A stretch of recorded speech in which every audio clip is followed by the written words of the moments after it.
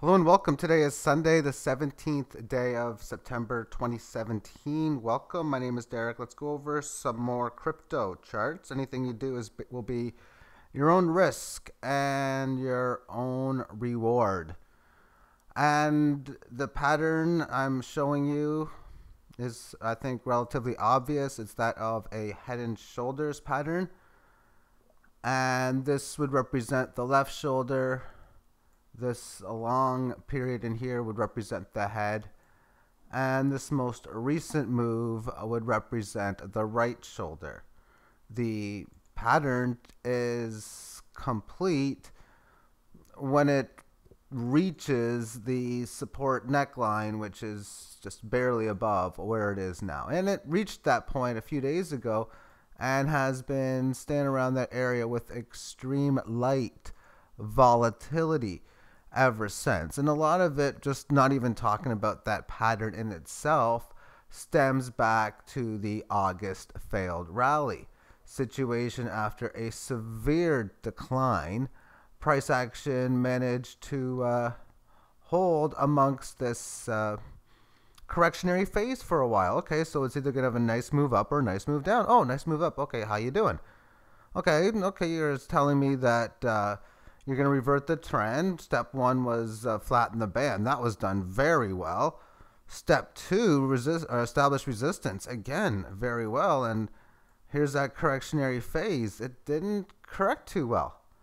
As when you look back in time, even on the second red candle in here, you are concerned for the down move, and even more so here. And then when you break this key support, large red move lower.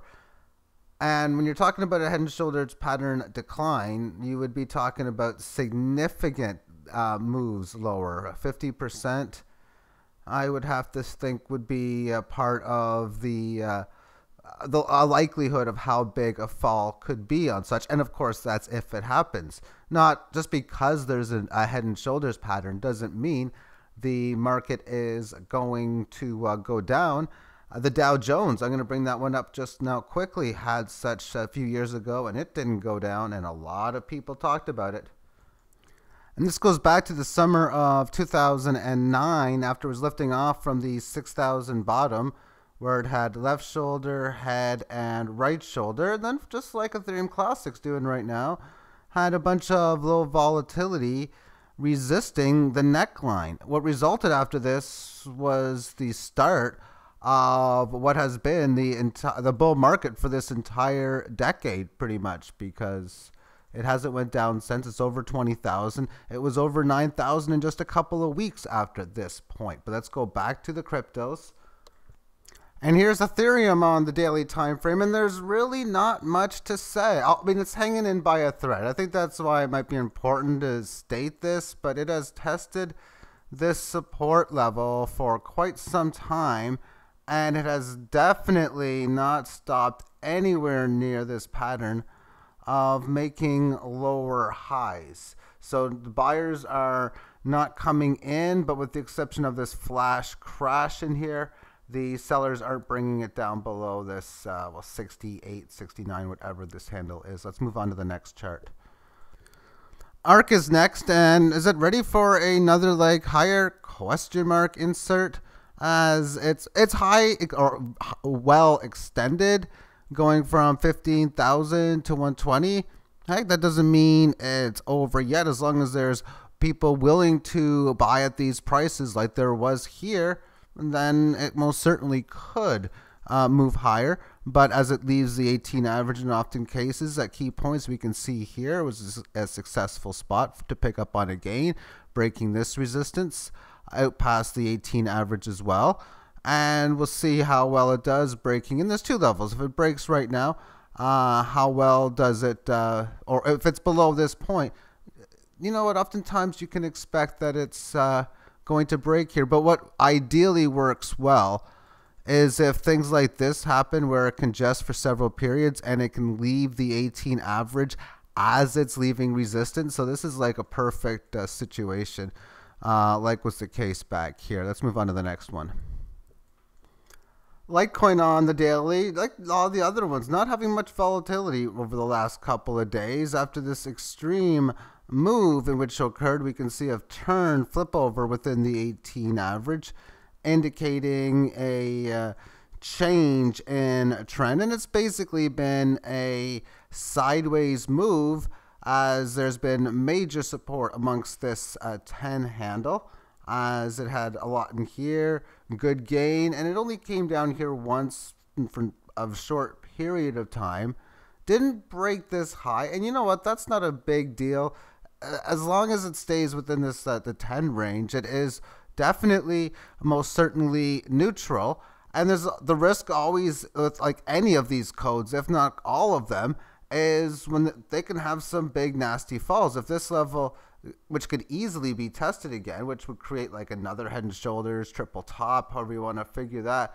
But if this 10 handle gives, then again, 50% losses and even larger are definitely not a surprise. And I'm going to say this like I have so many times, and all cryptocurrencies seem to have them.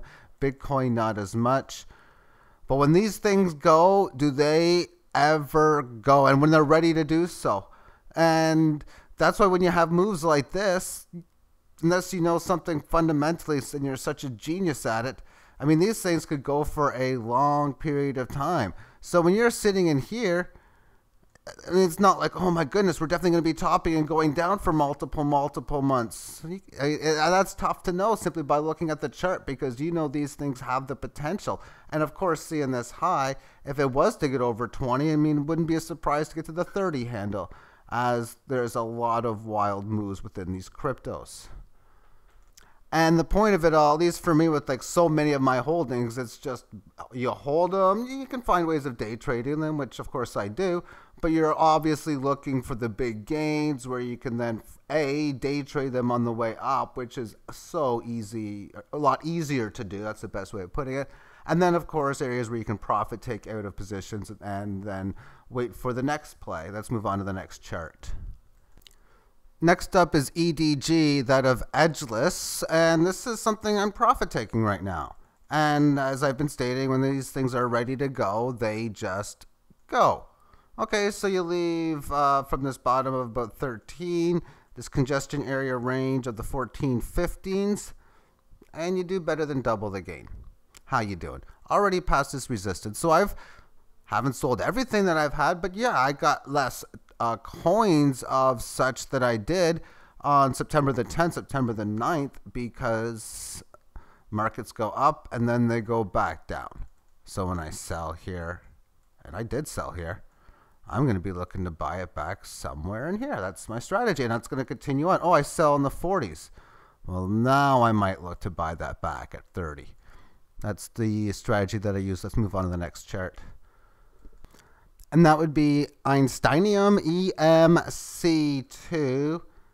And there's just wild volatility. I mean, look back at the end of the spring with price action going from where it is now at 1360 up to about 38. So 1360, that's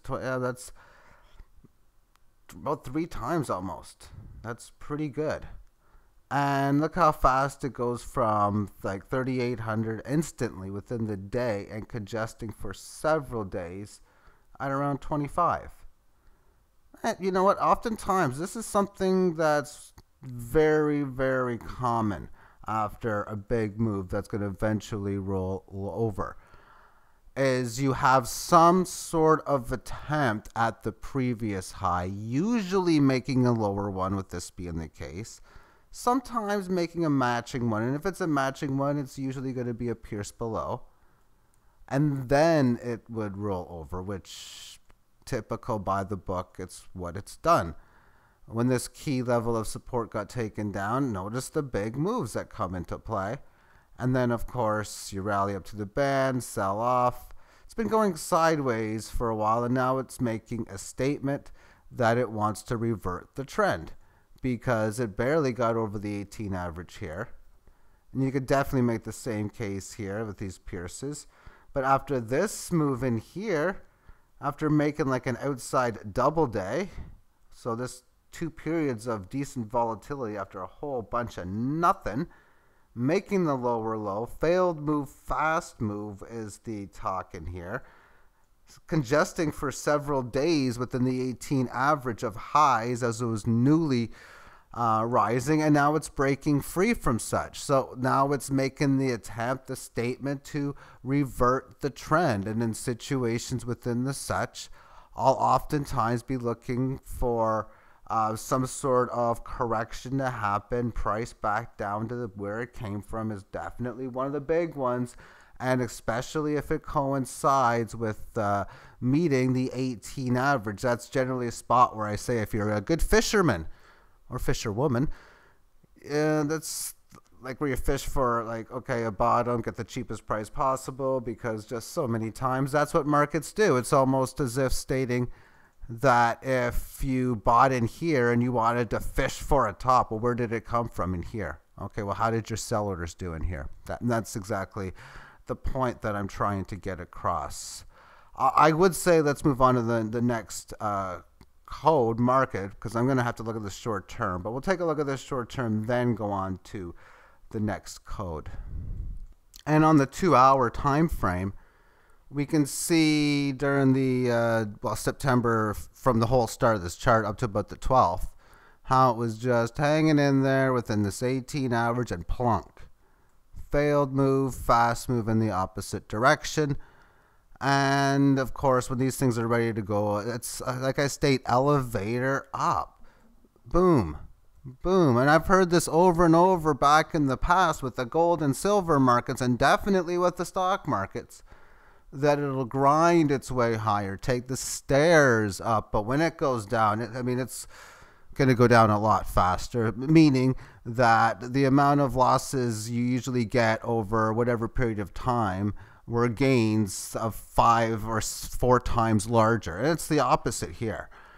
So I find that very interesting. And of course, as this chart is progressing at this time, it's just going hog wild at a low level, basically. It's only up about, like 40-50% from this area. And I mean that, like, well, it's good, but it could also be better. And it maybe will become better, because when these things are ready to go, they go.